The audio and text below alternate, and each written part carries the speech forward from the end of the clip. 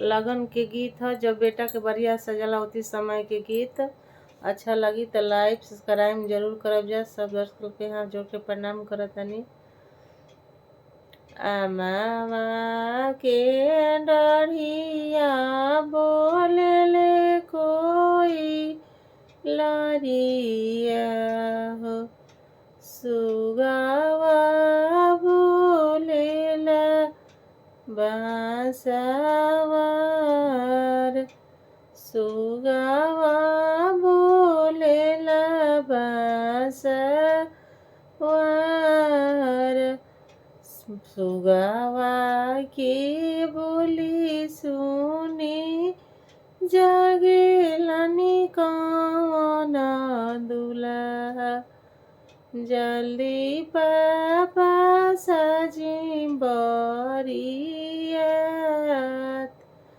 सुगावा के बोली सुनी जागेलनी सुंदर दुल्हा।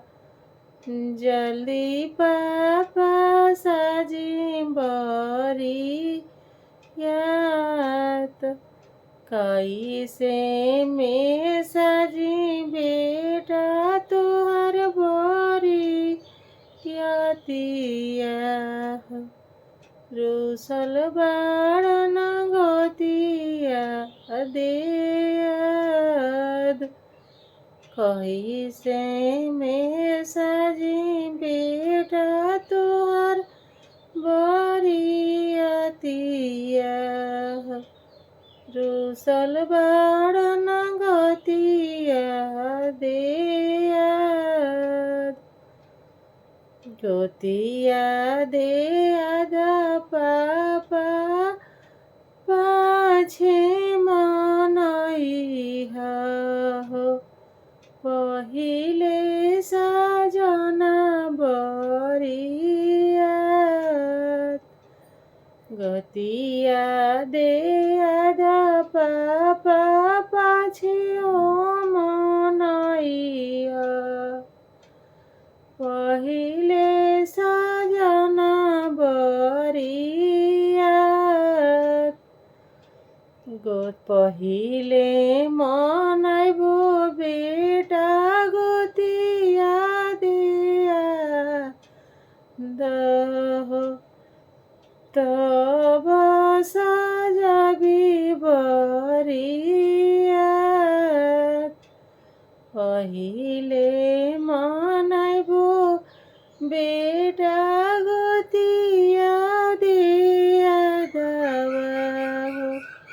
पाछे सजबी बरियात। अमवा के डढ़िया बोलली कोई लारिया हो। सुगावा बोलेलन बांसवार। अमवा के डढ़िया बोलली कोई लारिया हो। सुगना बोलेलन बांसवार। सुगना बोलेलन बांसवार।